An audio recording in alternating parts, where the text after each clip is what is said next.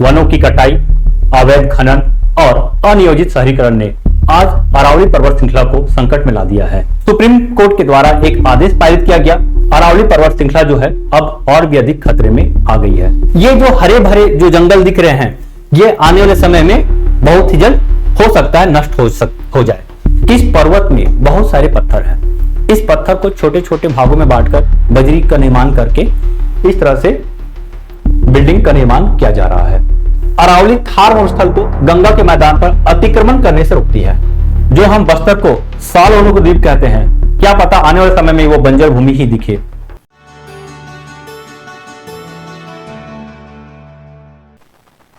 भारत की सबसे प्राचीन वलित पर्वत श्रृंखला, जी हां, मैं बात कर रहा हूं अरावली पर्वत श्रृंखला के बारे में।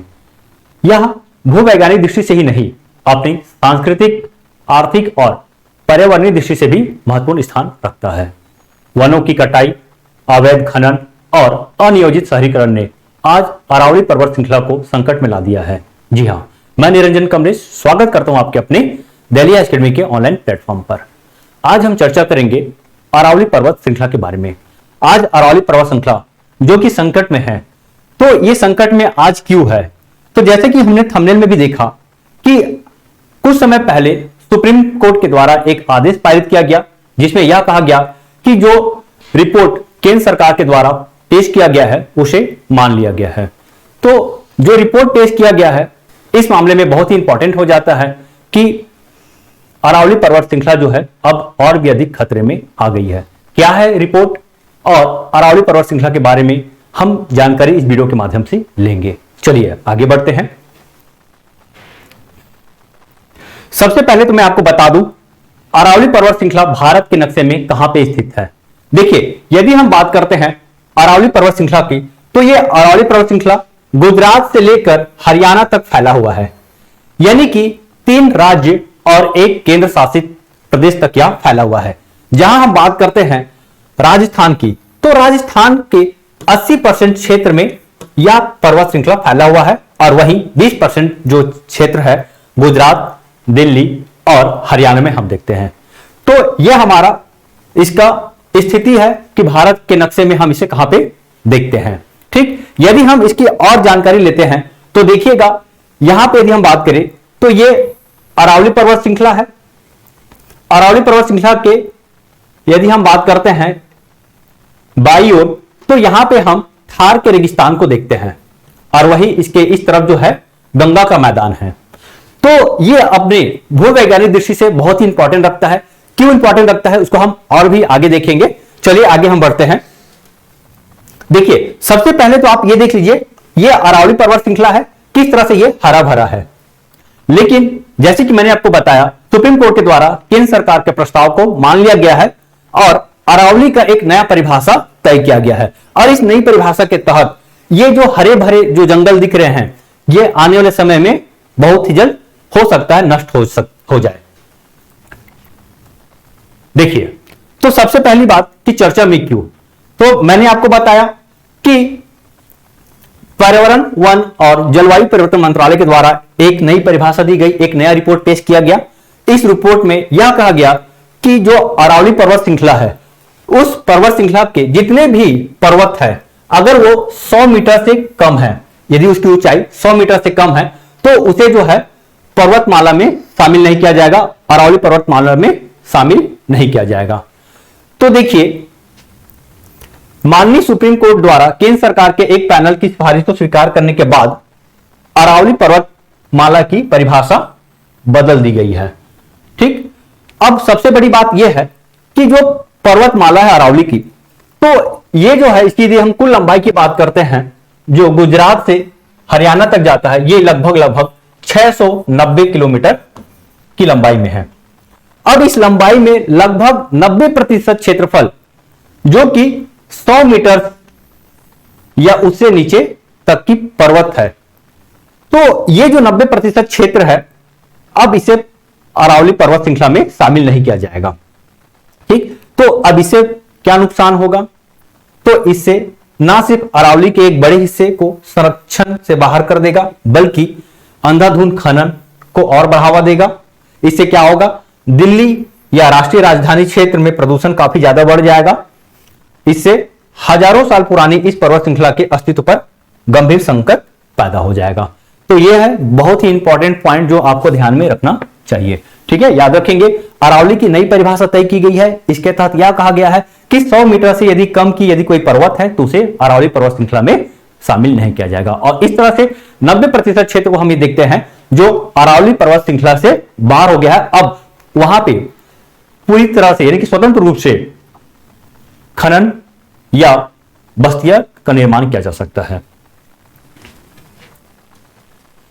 देखिए, यूं तो सुप्रीम कोर्ट काफी लंबे समय से इस पर्वत श्रृंखला को बचाने में पूरी कोशिश की है, लेकिन अब जाने अनजाने ही सही या जो भी कारण रहा हो, यह नया फैसला हम देख रहे हैं। इससे पहले सुप्रीम कोर्ट का जो निर्णय लिया गया था 1996 में लिया गया था। इसमें हम ये देखते हैं कि जो अरावली पर्वत श्रृंखला है उसे बचाने का पूरा कोशिश किया गया।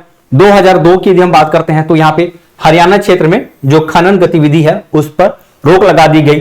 2009 में पूरे अरावली क्षेत्र में खनन गतिविधि को रोक लगा दिया गया। इस तरह से 2018 में भी आप देख सकते हैं खनन पर रोक लगाया गया, 2021 में भी। तो इस तरह से सुप्रीम कोर्ट के द्वारा हर बार अरावली पर्वत श्रृंखला को बचाने की पूरी कोशिश की गई है, लेकिन वर्तमान 2025 में उनके द्वारा एक आदेश ने सब कुछ बदल कर रख दिया है। जी हां, यदि हम बात करें 2024 का, तो 2024 में सुप्रीम कोर्ट के द्वारा एक और निर्णय लिया गया था जिसमें यह कहा गया था कि केंद्र सरकार यह निर्णय ले कि किस तरह से अरावली पर्वत श्रृंखला को बचाया जा सकता है। तो उसके तहत एक पैनल का गठित किया गया था।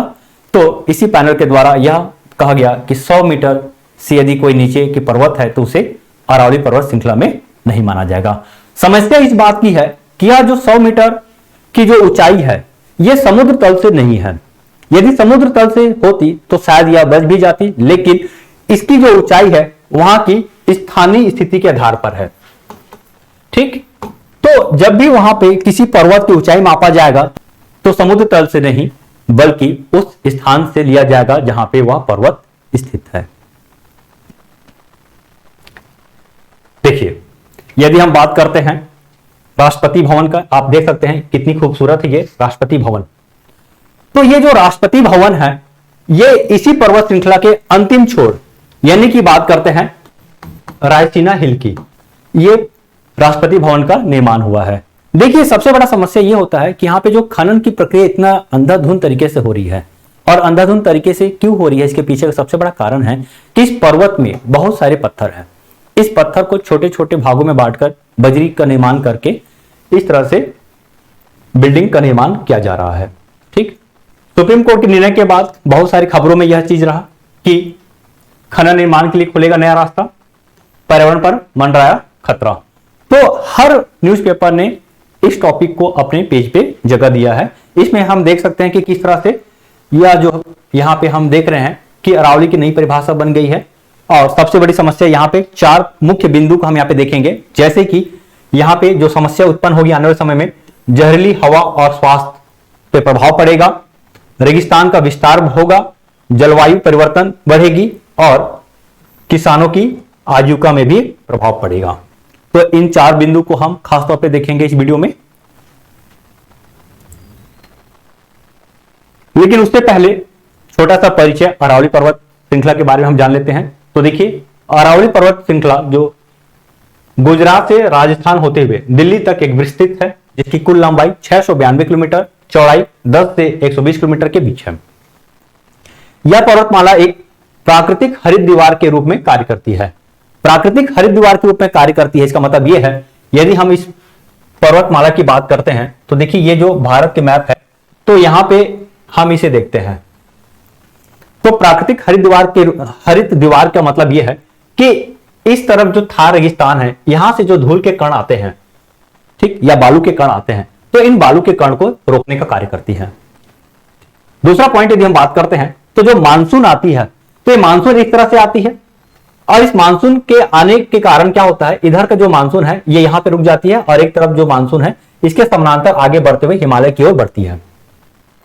तो मानसून में भी ये महत्वपूर्ण भूमिका निभाती है। कहा यह जाता है कि अगर ये मानसून के पैरेलल ना होकर, ठीक, ये इस तरह से होती, तो यहां पे आज जो हम रेगिस्तान देख रहे हैं शायद वो नहीं होती या तो कम होती। तो इस तरह से ये प्राकृतिक हरित दीवार के रूप में कार्य करती है।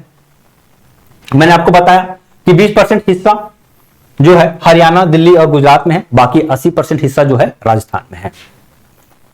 देखिए, यह जो है थार रेगिस्तान और गंगा के मैदान के बीच एक इकोटोन के रूप में कार्य करती है। इकोटोन देखिए वे क्षेत्र हैं जो 2 या 2 से अधिक पारिस्थितिक तंत्र, जैविक समुदाय या जैविक क्षेत्र मिलते हैं। यदि हम बात करें अरावली पर्वत श्रृंखला का, तो इस पर्वत श्रृंखला का सबसे ऊंची चोटी यदि हम बात करते हैं तो ये गुरु शिखर है, जिसकी कुल ऊंचाई जो है 1722 मीटर है।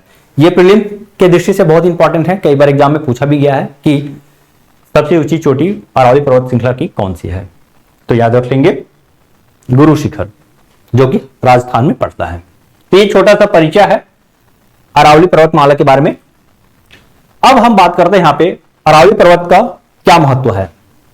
तो 4 महत्व मैंने आपको बताया, उन्हीं 4 महत्व के बारे में हम यहां पे डिस्कस करेंगे, उन्हीं चीज से संबंधित हम आगे भी देखेंगे।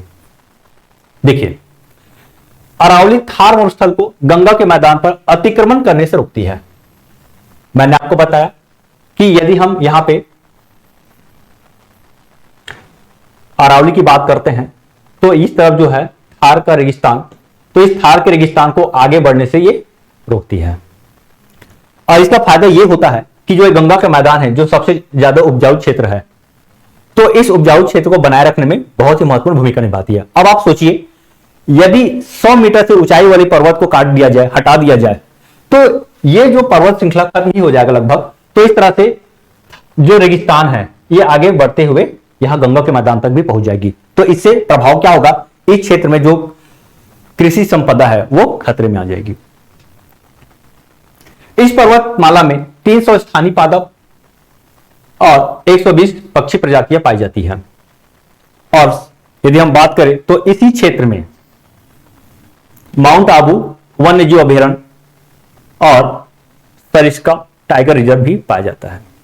यदि हम बात करते हैं सरिस्का टाइगर रिजर्व के, तो आपको पता ही होगा कि आज वर्तमान में भारत में टाइगर की प्रजाति बमुश्किल अब बढ़ रही है। तो ऐसे में इस क्षेत्र को तबाह करना क्या उसके लिए सही रहेगा? देखिए, मानसून की यदि हम बात करते हैं तो मानसून के दौरान अरावली के कारण बादल पूर्व की ओर मुड़ जाती है। ठीक है, तो ये पूर्व की ओर बादल मुड़ती है और इस तरह से पूरे भारत में मानसून आती है और धीरे से ये पहले तो ये हिमालय की ओर जाती है और हिमालय के बाद से ये पूरे भारत में फैलती है। ठीक, इससे जो उप हिमालयी क्षेत्र है या इस क्षेत्र की जो नदियां हैं, उत्तर भारतीय मैदान लाभान्वित होते हैं। सर्दियों में ये उपजाऊ घाटियों को पश्चिमी शीत पवनों से बचाते हैं। पर्वतमाला वर्षा जल को अवशोषित करके भूजल पुनर्पूर्ति में सहायता करती है। देखिए, जो वर्षा जल है उसको अवशोषित करने का कार्य करती है और ग्राउंड वाटर लेवल को रिचार्ज करने का भी कार्य करती है। सबसे इंपॉर्टेंट इसका यह है कि जो दिल्ली क्षेत्र है या राष्ट्रीय राजधानी क्षेत्र है, आज वो बहुत ज्यादा प्रदूषित हो चुकी है, वहां की हवा जो है स्वच्छ नहीं रही है। तो उस हवा को और ज्यादा स्वच्छ बनाए रखने में जो है यही अरावली पर्वत श्रृंखला का महत्वपूर्ण योगदान होती है। इसे जो है देखिए, ये जो दिल्ली एनसीआर के लिए जो है फेफड़े के रूप में कार्य करती है और इस तरह से वहां के वायु प्रदूषण को भी कम करने में महत्वपूर्ण भूमिका निभाती है। तो यह है अरावली का महत्व। देखिए, क्या क्या चुनौती हमें देखने को मिलेगी। अभी तक हमने इसके बारे में चर्चा भी कर चुके हैं। तो क्या चुनौती हमें दिख रही है, तो यह है पहाड़ियों की क्षति। लगभग 90% जो क्षेत्र है तबाह हो जाएगा। खनन क्षेत्र में वृद्धि होगी क्योंकि इसी 90% क्षेत्र में खनन जो है जारी रहेगा। बृहद शहरीकरण और अवैध खनन हम पे देख रहे हैं। वन क्षेत्र में गिरावट की बात करते हैं तो देखिए, वर्तमान में यदि हम बात करते हैं तो इसमें जो है 32% वन क्षेत्र में गिरावट पहली हो चुकी है और भी ज्यादा बढ़ने को देखने को मिलेगा। जल निकायों पे प्रभाव, जो ग्राउंड वाटर लेवल जो रिचार्ज होता है इसके द्वारा, शायद वो आने वाले समय में ना हो पाए ठीक से। संरक्षित क्षेत्र मैंने आपको बताया, तो यहां की टाइगर रिजर्व है, वन्यजीव अभयारण्य है, वो प्रभावित होगी। पहाड़ियों के खंडन से थार रेगिस्तान का राष्ट्रीय राजधानी क्षेत्र की ओर विस्तार। ठीक है, तो ये प्रमुख चुनौतियां हैं जो हम आने वाले समय में देखेंगे। अब हमें यह देखना है कि आने वाले समय में क्या सुप्रीम कोर्ट के द्वारा जो निर्णय लिया गया है, ठीक, जो नई परिभाषा को स्वीकार किया गया है, क्या उसे कायम रख पाएगी या आने वाले समय में इसमें भी बदलाव होगा। ठीक, देखिए कुछ प्रमुख रिपोर्ट है, इस रिपोर्ट को जानना बहुत ही जरूरी है। जैसे कि 2018 में एक रिपोर्ट लाया गया था जिसमें यह कहा गया कि जो राजस्थान में अरावली का जो क्षेत्र है इसमें 128 पर्वत शिखरों में से 31 अवैध खनन के कारण जो है गायब हो गए हैं। ठीक, और इसी तरह अगर मंजूरी मिलती गई खनन क्षेत्र के लिए तो शायद ये आने वाले समय में और ज्यादा बढ़ जाएगी। पिछले वर्ष अगस्त में अरावली क्षेत्र में भूमि उपयोग पर किए गए एक अध्ययन से पता चला कि 1975 से 2019 के बीच लगभग 8% क्षेत्र गायब हो गया। मानव बस्तियां 4.5% से बढ़कर 13.3% हो गई। ठीक, वनों की यदि हम बात करते हैं तो 32% ये घट गया है और खेती योग्य भूमि में उल्लेखनीय वृद्धि हुई है। अर्थ साइंस इंफॉर्मेटिक्स में प्रकाशित एक रिपोर्ट के अनुसार यह चेतावनी पहले दी जा चुकी है कि अरावली पर्वतमाला की पहाड़ियों के नष्ट होने से राजस्थान में रेतीले तूफानों में वृद्धि हुई है। इसके बाद हम देखते हैं 1975 से 2019 के बीच अरावली की 3676 वर्ग किलोमीटर जो भूमि है यह बंजर हो गई है और 20वीं सदी के अंत में अरावली के 80% हिस्सों पर जो हरियाली थी आज बमुश्किल 7% तक की रह गई है। तो यह प्रमुख रिपोर्ट है और ये रिपोर्ट जो है चिंताजनक है।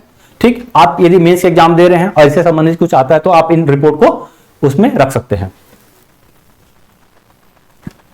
तो अब हम बात करते हैं छत्तीसगढ़ का भी। आप देख रहे होंगे छत्तीसगढ़ में भी इस तरह से डिफॉरेस्टेशन का कार्य काफी ज्यादा तेजी से चल रहा है। पहले हम तमनार को देखे, अब सरगुजा तक भी यह पहुंच चुकी है। जो हम बस्तर को साल द्वीप कहते हैं, क्या पता आने वाले समय में वो बंजर भूमि ही दिखे। देखिए आने वाले समय में जैसे कि हम देख रहे हैं कि भारत से नक्सल उन्मूलन का कार्य बहुत ही खूब जोरों से चल रही है। तो ऐसे में जो बस्तर क्षेत्र जो है नक्सलवाद के कारण संरक्षित है, बचा हुआ है, क्या ऐसे सिचुएशन में वहां अब जब नक्सलवाद ही नहीं रहेगा तो उस पर क्या प्रभाव पड़ेगा, यह भी जानने वाली बात है। आप कमेंट में जरूर बताइएगा कि क्या नक्सल उन्मूलन से बस्तर क्षेत्र की जो हरियाली है आने वाले 10 साल 20 साल में क्या उतनी ही रहेगी या उस पर क्या प्रभाव पड़ सकता है, यह भी एक सोचने वाली बात है। ठीक, आप देख सकते हैं कि किस तरह से छत्तीसगढ़ के जंगलों को भी खनन कार्य के लिए तबाह किया जा रहा है। तो दोस्तों यहीं तक था हमारा वीडियो। इस वीडियो के माध्यम से मैंने आपको यह समझाने की कोशिश किया कि किस तरह से अरावली पर्वत जो श्रृंखला है ये संकट में है। समझने वाली बात यह है कि क्या विकास के नाम पे प्रकृति का इस तरह से अंधाधुंध दोहन क्या सही है। जहां हम ये देख रहे हैं कि आज वर्तमान में ग्लोबल वार्मिंग जैसी घटनाएं जो है बहुत ही ज्यादा बढ़ रही है, प्रकृति का अंधाधुंध दोहन हो रहा है। केंद्र सरकार के द्वारा एक पेड़ मां के नाम अभियान चलाया तो जा रहा है, लेकिन वनों में किसी भी प्रकार की वृद्धि हम नहीं देख रहे हैं। रही बात अरावली पर्वत श्रृंखला की, तो जो सुप्रीम कोर्ट के द्वारा जो नई परिभाषा को स्वीकार किया गया है, इसके तहत 90% क्षेत्र जो है संकट में आ गया है। अब यहां पे आसानी से शहरीकरण होगा, उत्खनन कार्य होगा और इसे रोकने वाला कोई नहीं रहेगा। तो क्या ऐसे में क्या सुप्रीम कोर्ट अपने ही निर्णय को फिर से बदलेगी? अब आने वाले समय में हमें यह देखना है। तो दोस्तों वीडियो आपको कैसा लगा प्लीज कमेंट करके जरूर बताइएगा। वीडियो आपको पसंद आता है तो वीडियो को जरूर लाइक कीजिए और चैनल पे नए हैं तो चैनल को सब्सक्राइब करना बिल्कुल मत भूलिएगा। मिलते हैं नए वीडियो के साथ, तब तक के लिए धन्यवाद।